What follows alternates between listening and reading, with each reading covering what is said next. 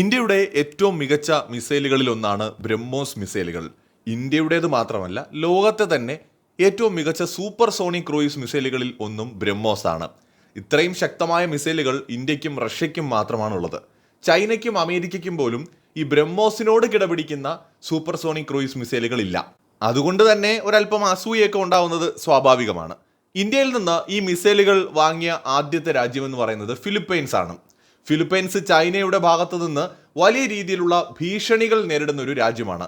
South China കടലിനു മേലും ആ കടലിൽ വരുന്ന ദ്വീപുകൾക്ക് മേലുമൊക്കെ അനാവശ്യമായിട്ട് ആധിപത്യം ഉറപ്പിക്കാൻ ശ്രമിക്കുന്ന, അവകാശവാദം ഉന്നയിക്കുന്ന ചൈനയെ നേരിടാൻ ഫിലിപ്പൈൻസ് ഇന്ത്യയുമായിട്ടുള്ള ചങ്ങാത്തത്തിന് വലിയ പ്രാധാന്യമാണ് കൊടുക്കുന്നത്.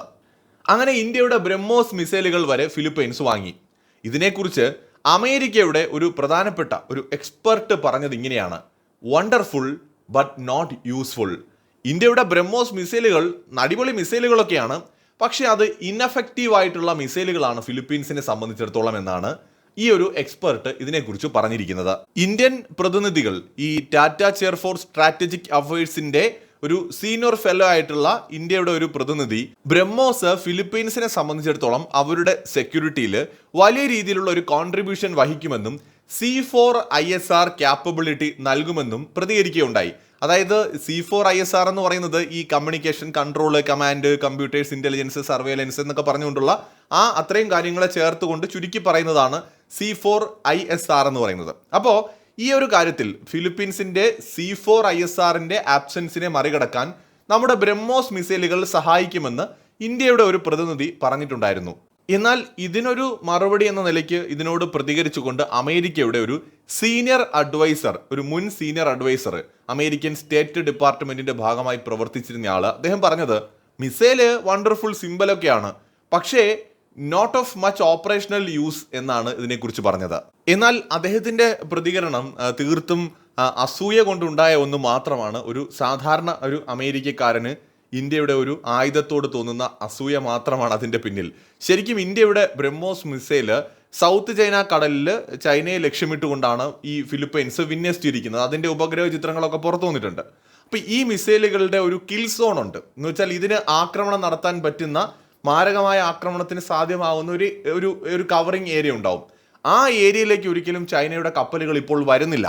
ചൈനീസ് കപ്പലുകൾ ആ ഏരിയയ്ക്ക് പുറത്തുകൂടി, അതായത് ബ്രഹ്മോസ് മിസൈലിന്റെ പരിധിയിൽ വരുന്ന കിൽ സോണിന് പുറത്തുകൂടി മാത്രമേ സഞ്ചരിക്കുന്നുള്ളൂ. ഇക്കാര്യം ഫിലിപ്പൈൻസ് മാധ്യമങ്ങൾ തന്നെ സ്ഥിരീകരിച്ചിട്ടുണ്ട്. അതായത് നേരത്തെ ഫിലിപ്പൈൻസിന്റെ ഏത് ഭാഗത്തും ഏത് അതിർത്തികളിലേക്കും കടന്നു വന്നുകൊണ്ടിരുന്ന ചൈനീസ് കപ്പലുകൾ ബ്രഹ്മോസ് വിന്യസിച്ചതിന് ശേഷം അതിന്റെ കിൽ സോണിൽ നിന്ന് പുറത്തേക്ക് പോയിരിക്കുകയാണ്.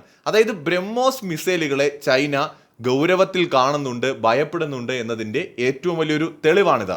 ഇന്ത്യ ബ്രഹ്മോസ് മിസൈലുകൾ കൈമാറിയതിനു പിന്നാലെ ചൈനയുടെ ഭാഗത്തു നിന്ന് ഉണ്ടായ പ്രതികരണം എന്ന് പറയുന്നത് ഈ പ്രതിരോധ സഹകരണങ്ങൾ ഒരിക്കലും മൂന്നാമത്തെ കക്ഷിയുടെ റീജിയണൽ സ്റ്റെബിലിറ്റിയെ ഹാം ചെയ്യുന്ന തരത്തിലാകരുത് എന്നായിരുന്നു ചൈനയുടെ പ്രതികരണം. ആദ്യഘട്ടത്തിൽ ഇന്ത്യ ഈ ഫിലിപ്പൈൻസ് കരാറിനെതിരെ ശക്തമായ പ്രതികരണങ്ങൾ നടത്തിയിരുന്ന ചൈന ഈ ഡീല് കഴിഞ്ഞതിന് ശേഷം പറഞ്ഞത് ബ്രഹ്മോസ് മിസൈലുകൾ കൊണ്ടൊന്നും ഞങ്ങളെ ഒന്നും ചെയ്യാൻ പറ്റില്ല എന്ന രീതിയിലുള്ള പ്രതികരണങ്ങളാണ്. ഇത് വാങ്ങിയെന്നും പറഞ്ഞുകൊണ്ട് ഫിലിപ്പൈൻസിന് കാര്യമായിട്ടൊന്നും നമ്മളെ ചെയ്യാൻ പറ്റില്ല, അതിൻ്റെ ദൂരപരിധിക്കൊക്കെ പരിമിതികളുണ്ട് എന്നാണ് പറഞ്ഞത്. അമേരിക്കയ്ക്കും അതേ അഭിപ്രായമാണേ. അതായത് ബ്രഹ്മോസ് മിസൈൽ സംഗതി കാണാനൊക്കെ കൊള്ളാം, പക്ഷെ അതത്ര എഫിഷ്യൻ്റ് ഒന്നും ആയിരിക്കത്തില്ല എന്നാണ് അമേരിക്കയും പറയുന്നത്. എന്നാലോ യഥാർത്ഥത്തിൽ സംഭവിച്ചുകൊണ്ടിരിക്കുന്നത് എന്താണ്?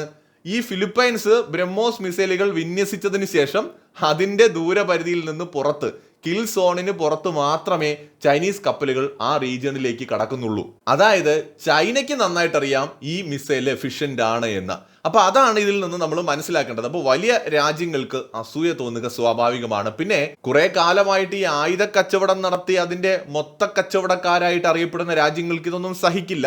അതുകൊണ്ട് തന്നെ അവരുടെ അസൂയ അവരിങ്ങനെയൊക്കെ പ്രകടിപ്പിക്കും. ഫിലിപ്പൈൻസ് സമീപകാലത്തായി ഇന്ത്യയുമായിട്ട് വളരെയധികം അടുത്തിട്ടുണ്ട്. ഇന്ത്യ ഫിലിപ്പൈൻസിനെ പൂർണ്ണമായി സഹായിക്കാനും തയ്യാറെടുക്കുന്നുണ്ട്. അതിന് വേറൊരു കാരണം കൂടിയുണ്ട്. ഇന്ത്യയുടെ ശത്രു രാജ്യമായിട്ടുള്ള പാകിസ്ഥാന് ചൈന നൽകുന്ന ആയുധങ്ങൾ ചില്ലറയൊന്നുമല്ലല്ലോ. അത് കപ്പലുകളുടെ രൂപത്തിലും വിമാനങ്ങളുടെ രൂപത്തിലും ഒക്കെ ചൈനയും ആവശ്യം പോലെ ഇന്ത്യക്കെതിരായിട്ട് പാകിസ്ഥാനെ ശക്തിപ്പെടുത്താൻ ശ്രമിക്കുമ്പോൾ അതേ തന്ത്രം ഇന്ത്യ ഗവൺമെന്റ് തിരിച്ച് ഈ ചൈനയ്ക്കെതിരായിട്ട് ഉപയോഗിക്കുന്നുണ്ട് ഫിലിപ്പീൻസ് വഴി. അതായത് ഫിലിപ്പീൻസിന് ആയുധങ്ങൾ കൊടുത്ത് ശക്തിപ്പെടുത്തി സൗത്ത് ചൈന കടലിൽ ചൈനയ്ക്ക് കൂടുതൽ തലവേദന ഉണ്ടാക്കുക എന്നത് തന്നെയാണ് ഇന്ത്യയും തിരിച്ചു ചെയ്യുന്നത്. അതായത് പണിക്ക് നല്ല ഒന്നാം തരം മറുപണി കൊടുക്കുന്നുണ്ട്. പാകിസ്ഥാനെ ഉപയോഗിച്ചുകൊണ്ട് ചൈന കളിച്ചാൽ ഫിലിപ്പീൻസിനെ മുന്നിൽ നിർത്തി കളിക്കാൻ പറ്റുമെന്ന് ഇന്ത്യ കാണിച്ചു കൊടുക്കുകയാണ് ചെയ്യുന്നത്. പക്ഷേ അമേരിക്കക്കാരുടെ, ഞാൻ അമേരിക്കൻ ഗവൺമെന്റിനെ പറയുന്നില്ല, കാരണം അവരുടെ US ഡിപ്പാർട്ട്മെന്റിന്റെ ഒരു ഫോർമർ എക്സ്പേർട്ട് ആയിട്ടുള്ള ആളാണ് ഈ ഒരു പ്രതികരണം നടത്തിയത്. അമേരിക്കക്കാരന്റെ അവന്റെ രക്തത്തിൽ അലിഞ്ഞു ചേർന്നിട്ടുള്ള ഒരു സാധനമാണ് മറ്റുള്ളവരെ അംഗീകരിക്കാനുള്ള മടി.